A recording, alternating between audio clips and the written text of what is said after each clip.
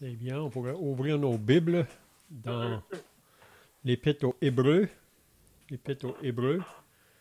Puis j'aimerais de lire ce soir dans le chapitre 10, avant qu'on continue au chapitre 12. Là, on va lire quelques versets dans le chapitre 10.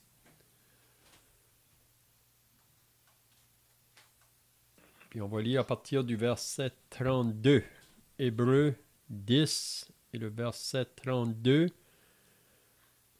On lit « Souvenez-vous de ces premiers jours où, après avoir été éclairés, vous avez soutenu un grand combat au milieu des souffrances.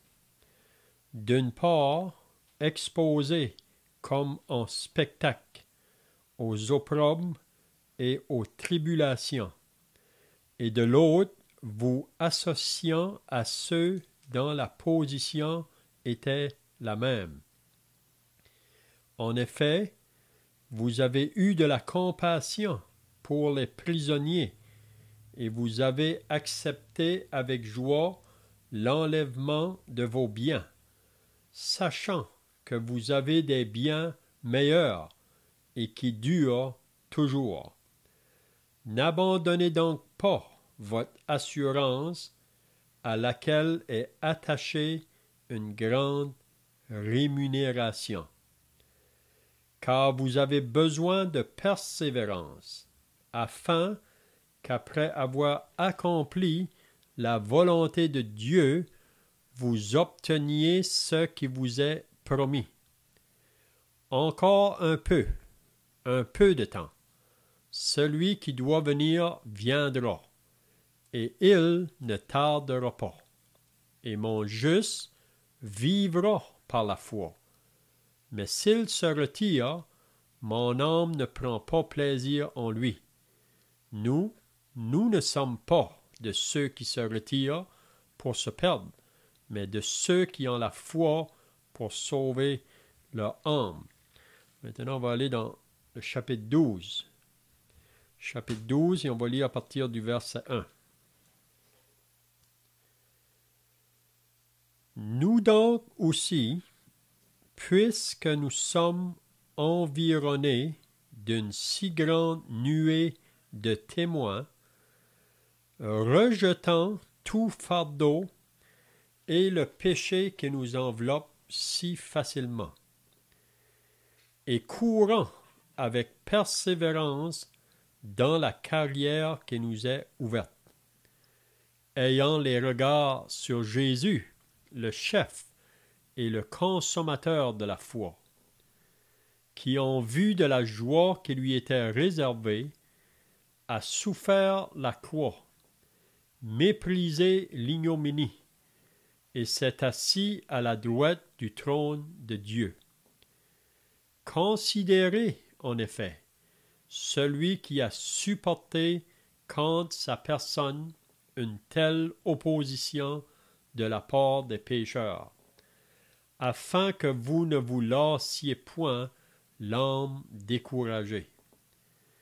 Vous n'avez pas encore résisté jusqu'au sang en luttant contre le péché. Et vous avez oublié l'exhortation qui vous est adressée comme à des fils. Mon fils, ne méprise pas le châtiment du Seigneur et ne perds pas courage lorsqu'il te reprend. Car le Seigneur châtie celui qu'il aime, et il frappe de la verge tous ceux qu'il reconnaît pour ses fils. Supportez le châtiment, c'est comme des fils que Dieu vous traite, car quel est le fils qu'un père ne châtie pas? Mais si vous êtes exempts du châtiment auquel tous ont part, vous êtes donc des enfants illégitimes et non des fils. D'ailleurs, puisque nos pères, selon la chair, nous ont châtiés et que nous les avons respectés, ne devons-nous pas, à bien plus forte raison, nous soumettre au Père des esprits pour avoir la vie? Nos pères nous châtiaient pour peu de jours, comme ils le trouvaient bon, mais Dieu nous châtie pour notre bien, afin que nous participions à sa sainteté.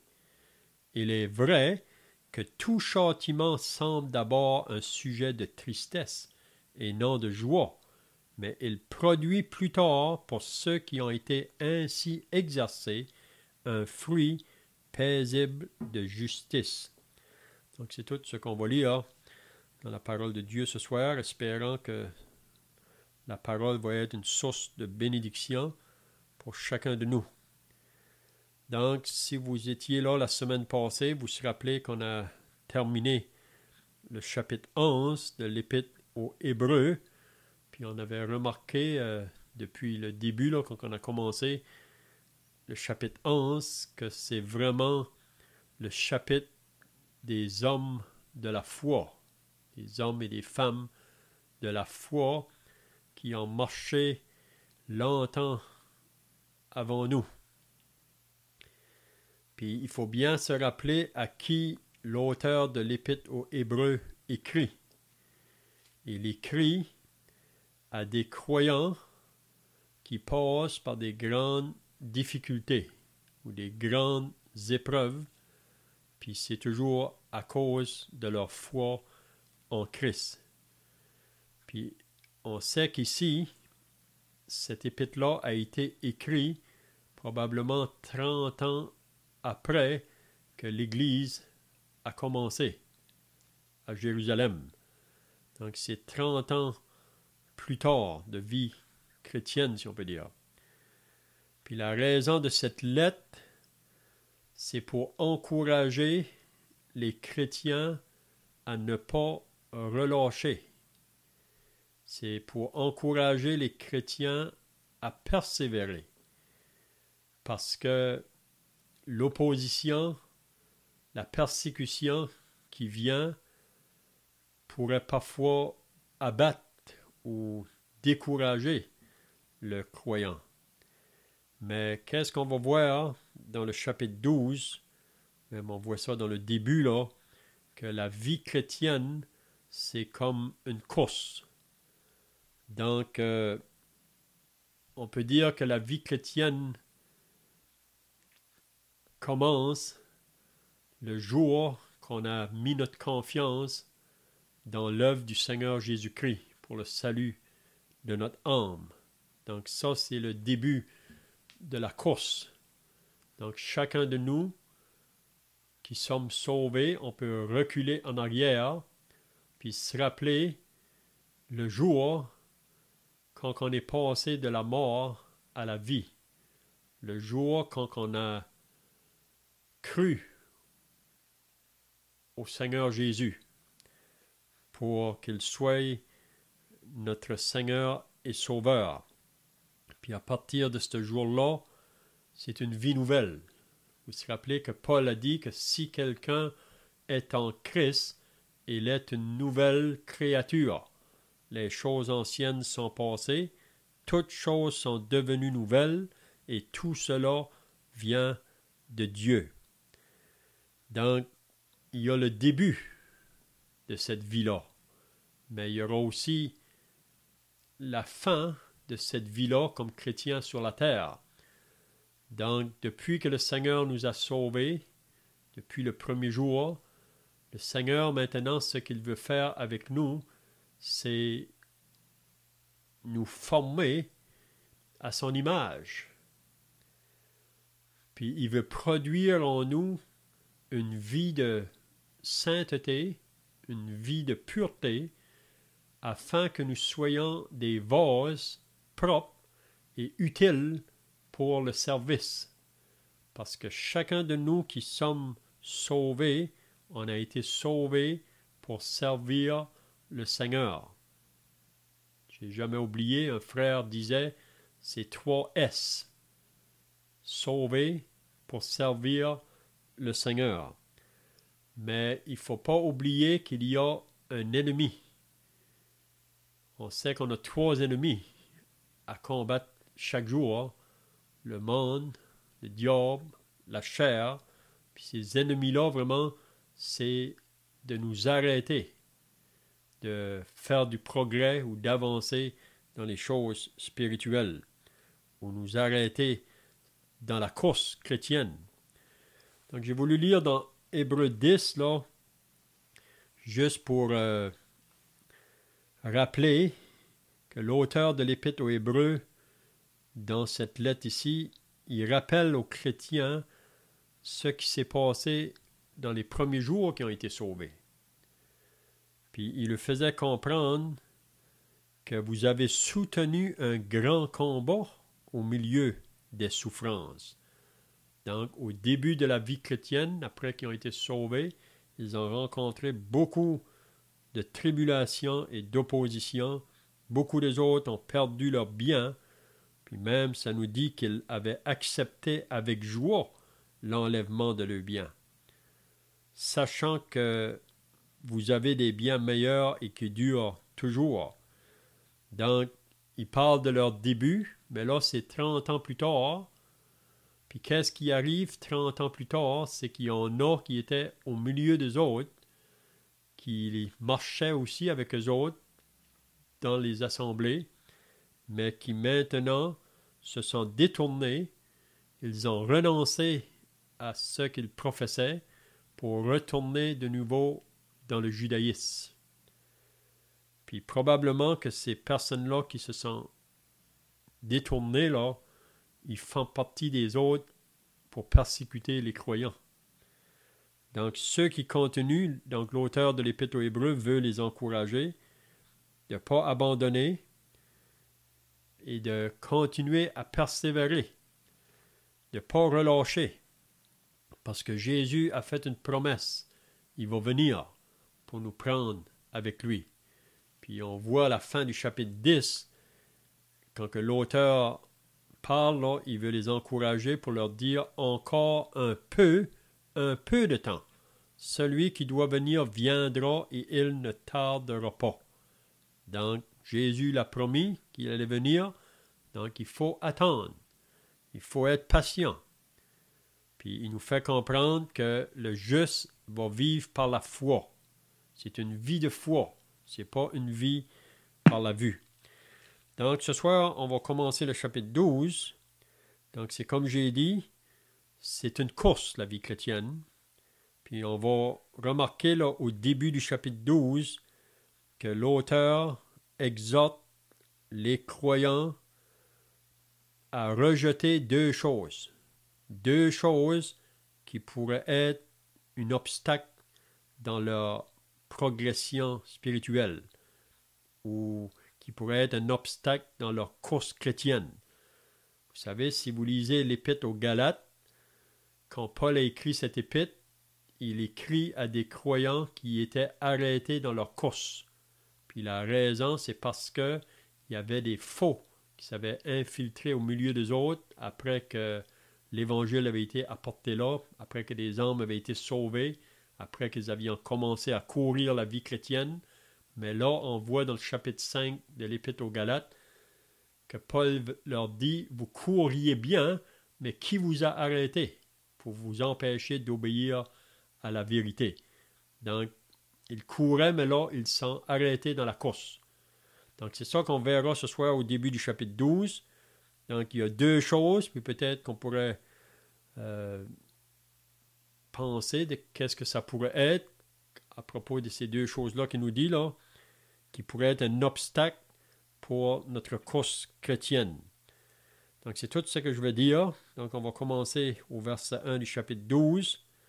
Puis, il ne faut pas que les frères soient gênés. Ou si vous avez des questions ou des commentaires, c'est bien de le faire. C'est ça qui aide dans l'étude.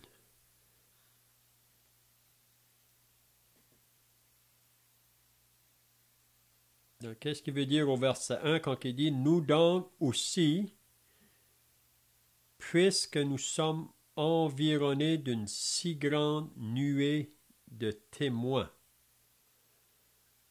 Donc, il veut utiliser ça vraiment pour exhorter ces chrétiens-là là, à courir la course chrétienne, pour le faire comprendre qu'il y en a d'autres qui ont couru avant nous.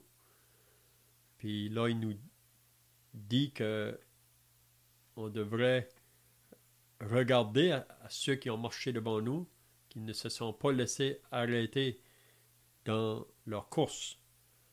Donc, qu'est-ce que les frères ont dépensé ici, là, au début?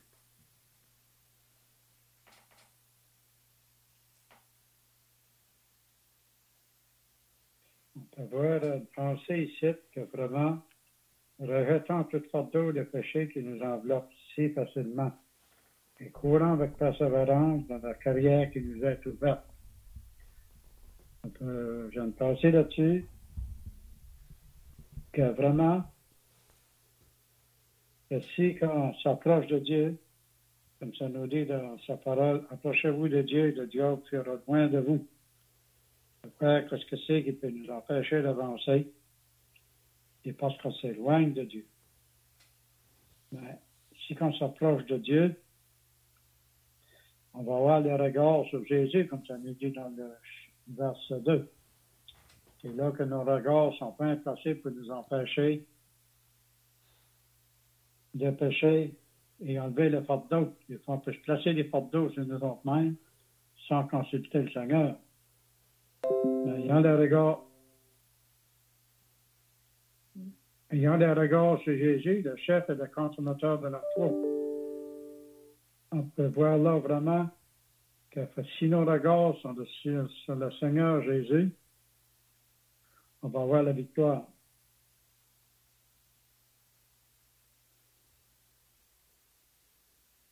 Ça peut penser comme un cheval. Hein? Parce qu'un cheval, il est comme guidé par des cornes,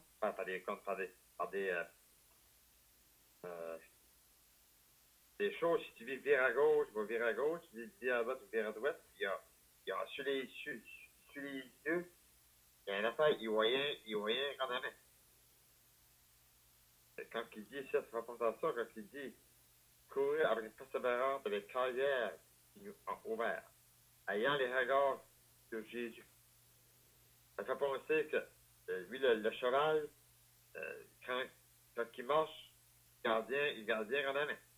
Parce qu'il y a des affaires qui mettent sur le côté des yeux, il voit tout en la main. Ça fait penser au Seigneur, ayant les regards de Jésus.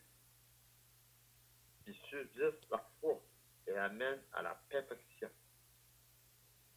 C'est un Jésus qui amène la foi à la perfection. C'est vrai que la foi, des fois, on peut dire qu'on a une grande foi. Quand l'épreuve vient, comment que notre foi peut être. Quand on les regarde toujours, Seigneur Jésus, avoir monté. Normalement, quand on tourne nos regards au côté, la foi baisse. Si, quand on a pensé le Seigneur, dans les fois, dans la foi, dans les épreuves, ça va arriver à l'amener à la perfection. Parce qu'on va marcher pour le Seigneur, on va à la foi, on va mettre notre confiance, Seigneur. C'est ça qui va nous faire grandir. Parce qu'il dit, Jésus, le chef, est le consommateur de notre foi. Le consommateur de notre foi. Si on veut marcher par la foi, dans les regards du Seigneur, c'est lui qui n'a pas branché d'aucune manière. Et là que la foi va grandir. Quand on va marcher.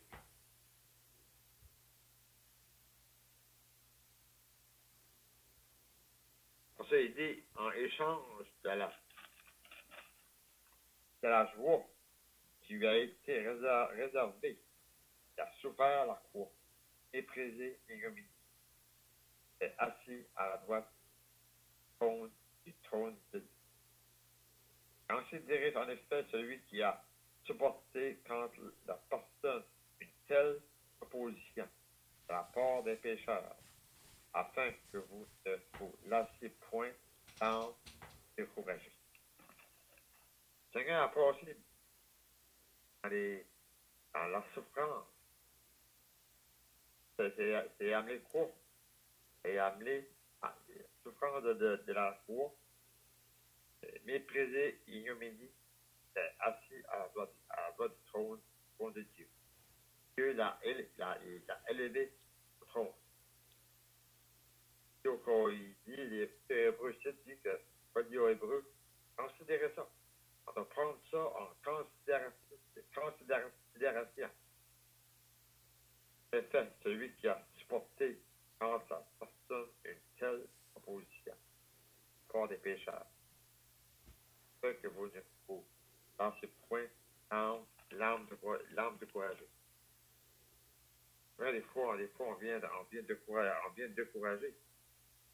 Mais, si tu as toujours les yeux fixés vers le Seigneur Jésus, bonne communion envers lui, bon, il va mettre notre foi à la perfection. Parce que lui, il est parfait. Là, il y a un autre qui va en dire plus lent là-dessus. Un autre frère. Le fait qu'au verset 1, ça mentionne « nous donc aussi ». Déjà là, ça nous invite à imiter ceux qu'on vient de parler d'eux.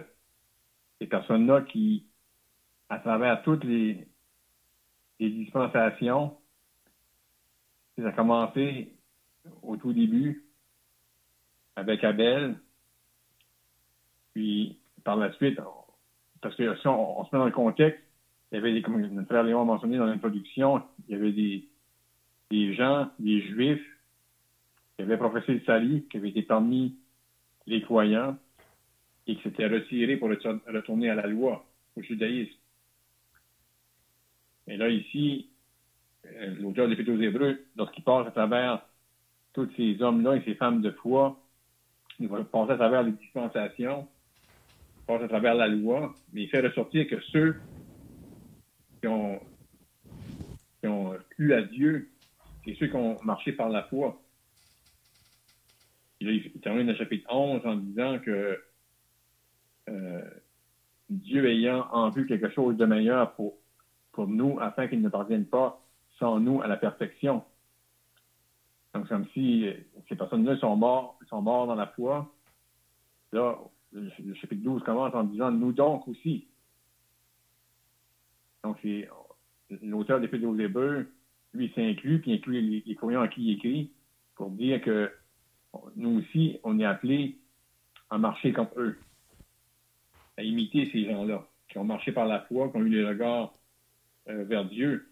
Puis là, nous, on est appelés à avoir les regards sur le Seigneur Jésus, comme tu dit, le chef et le consommateur de notre foi. Celui qui suscite la foi, il l'amène à la perfection. Puis, dans les circonstances, justement, les croyants avaient besoin d'entendre ça. Parce qu'il y avait des gens qui savaient détourner, puis eux, pour un temps, ne connaissaient pas la persécution qu'eux connaissaient. Mais là, il va encore pointer au Seigneur Jésus que lui a souffert, mais maintenant qu'il est dans la présence de Dieu, à cause de la joie qui lui était réservée, il a souffert la croix. Donc, c'est une exhortation pour les croyants, à travers l'épreuve, à travers le rejet, l'opposition des inconvertis, de persévérer, de marcher par la foi.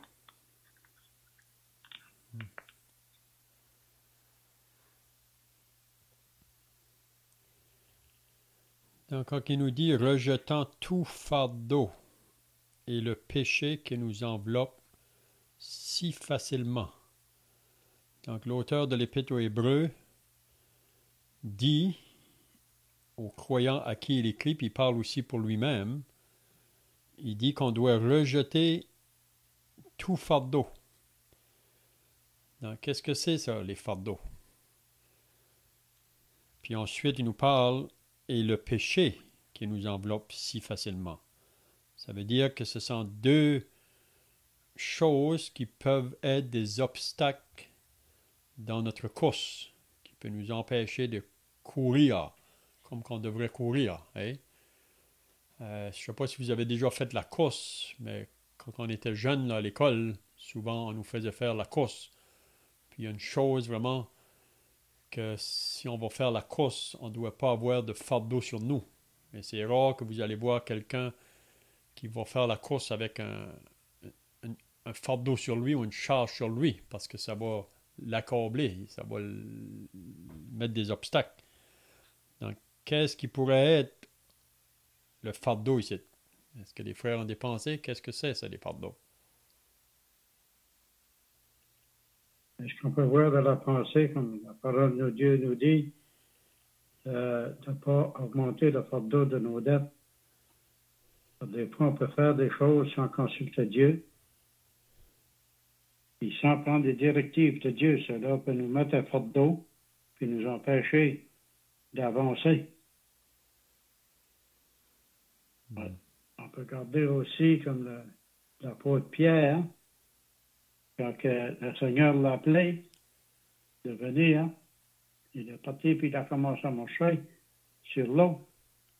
Aussitôt que Pierre est venu en lui-même, ses yeux sont levés sur le Seigneur puis sont foncés. C'est un exemple pour chacun de nous. Si nos yeux s'enlèvent sur le Seigneur, on pourrait s'enfoncer comme Pierre. On pourrait diminuer. Puis notre foi, puis notre marche pourrait diminuer. Pourquoi? Parce que nos yeux ne sont pas à la bonne place. Et aussi la question de nos fardeaux, des décisions qu'on pourrait prendre dans nos vies sans consulter l'Éternel pourrait être un fardeau aussi, pour nous arrêter d'avancer.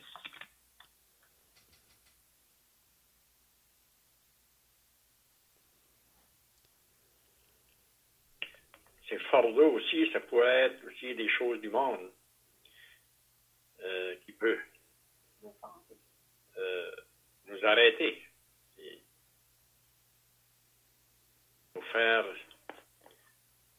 marcher de travers, si l'on peut dire.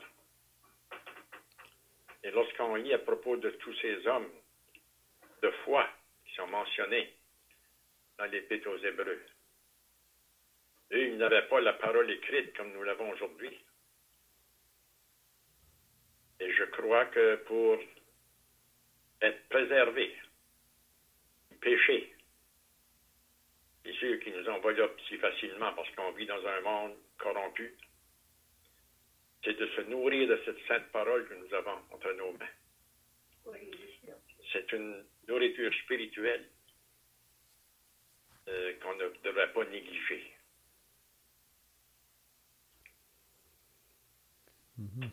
On peut penser que ce serait la dit à Job. Pour les trois ennemis, les pires ennemis, le diable, la chair, la mort. Pensez que le Seigneur il a dit lui-même. Il a dit, prenez courage, j'ai vaincu la mort.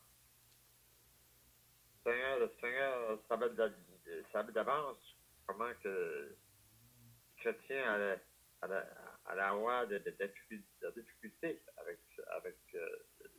le monde, le diable, la chair. Certainement que c'est comme le Seigneur a dit, ces trois ennemis-là, ils ne dorment pas. Là. Là, lui, c'est jour et nuit. La chair, c'est jour et nuit. Le monde, il est en vitesse, c'est jour et nuit pareil. C'est ça que, comme que Père mentionné, il faut avoir les regards fixés sur un Jésus. C'est comme que Pierre disait, il a pu dire que le diable rôde cherchant qui d'abord. Donc, c'était un ennemi qui n'aime pas Dieu, qui n'aime pas le Seigneur. Il a essayé de détruire les chrétiens. Il ne faut jamais oublier ça. Pensez à cette chose-là, toujours garder l'ennemi qui a essayé de faire tomber le Seigneur. Quand le Seigneur a été tenté, le Seigneur était pas faire enlever le Seigneur. Il a mis à l'épreuve le Seigneur. Il peut mettre à l'épreuve les chrétiens pareils. Tu peux penser, avoir les yeux du Seigneur, voir les yeux du Seigneur Jésus. Seigneur peut dire, j'ai vécu là-bas. Il rassure les chrétiens pareils. Le fardeau, là, ça peut être quelque chose qui est bien légitime, hein? Quelque chose qui peut être bien en soi. Donc, quand il nous dit de rejeter tout fardeau, parce que Paul nous dit que tout nous est permis, mais tout n'est pas utile. Tout nous est permis, mais tout n'édifie pas. Donc, parfois, on pense que c'est le péché qui va nous arrêter dans notre course chrétienne, qui peut être un obstacle. Puis c'est vrai.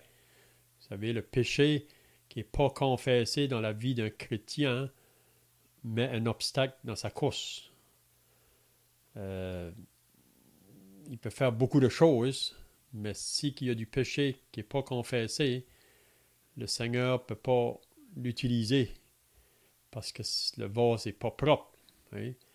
Mais ce n'est pas toujours le péché qui peut nous arrêter. Ici, il parle des fardeaux, ça peut être des choses qui peuvent être bien légitimes, qui peut nous arrêter là, dans la course. C'est quelque chose qui prend trop de place, si on peut dire. Hein? Puis c'est ça qui fait que ça met un obstacle dans la course. Puis on peut voir que les hommes de foi de l'Ancien Testament, c'est pas qu'ils n'ont pas eu des manquements. Vous savez, il n'y a personne qui ne bronche pas. C'est la raison pourquoi que l'auteur de l'Épître aux Hébreux, là, après avoir mentionné tous ces hommes de la foi qui ont marché avant nous, puis jusqu'à nous aujourd'hui, ils ont eu des manquements, mais quand même, on peut voir comme Abraham était l'homme qui marchait par la foi. C'était un homme qui pouvait être un exemple. Pas qu'il n'y a pas eu des manquements, mais l'homme suprême, si on peut dire, c'est le Seigneur Jésus. Parce que parfois, on peut trouver des manquements. Si on regarde les frères, on peut trouver des manquements, mais si on a nos yeux sur Jésus, on ne pourra jamais trouver de faille. Parce que lui n'a jamais failli dans sa course. Il n'y a jamais eu une chose vraiment qui l'a arrêté là. Hein? Donc, le fardeau, pour moi, ça peut être des choses qui peuvent être légitimes.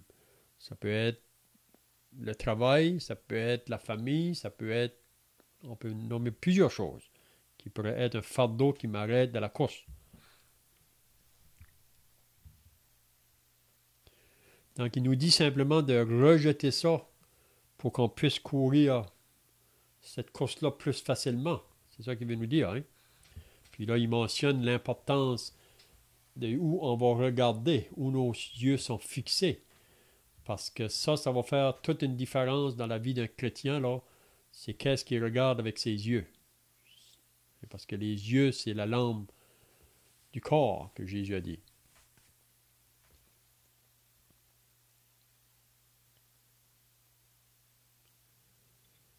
On peut penser aussi les fardeaux dans le livre des Actes des Apôtres, au chapitre 15, lorsque il y avait des croyants qui disaient que pour être sauvé, il fallait être circoncis puis observer la loi de Moïse. Donc c'était un mélange des gens qui professaient le salut, mais qui prenaient des choses de la loi, puis on va dire de la loi cérémoniale. Puis l'apôtre Pierre, il y a eu une grande discussion entre les apôtres, puis l'apôtre Pierre a pu dire, maintenant donc, pourquoi tentez-vous Dieu en mettant sur le cou des disciples un joug que ni nos pères, ni nous n'avons pu porter? Et il a dit, mais c'est par la grâce du Seigneur Jésus que nous croyons être sauvés, de la même manière qu'eux. Donc là, c'était une chose d'ajouter des choses qui étaient, peut-être même pour si on se met dans le contexte, les croyants de l'Épître aux Hébreux, des Juifs. Donc, la loi venait de Dieu. Il y avait des choses dans la loi. La loi morale ne change pas. Mais le côté cérémonial, Et tout le rituel qu'il fallait faire dans la loi n'était plus nécessaire. C'était un nombre, des choses à venir. Donc, là, ça pouvait être un fardeau. Puis le péché, on peut penser peut-être un péché en particulier, le péché d'incrédulité, si on pourrait dire même de manque de foi. Donc, dans la course, si on veut atteindre le but, il faut avoir les regards au bon endroit. Souvent, le coureur, son but, c'est la ligne d'arrivée.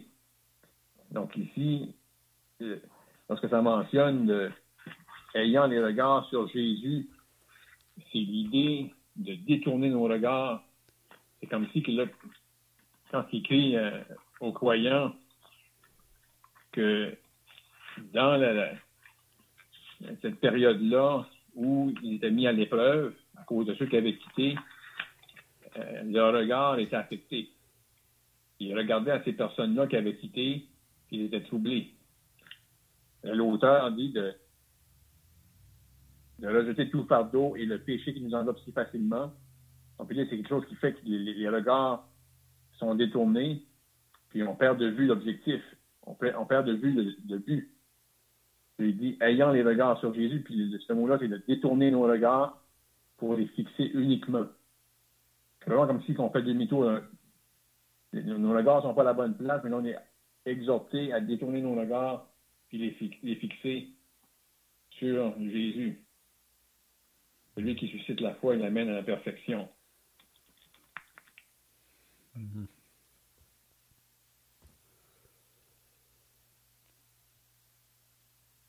C'est bien, je vois que le temps est passé, donc à moins que d'autres frères ont d'autres pensées, là. Sinon, on peut terminer par la prière, puis si quelqu'un a un cantique.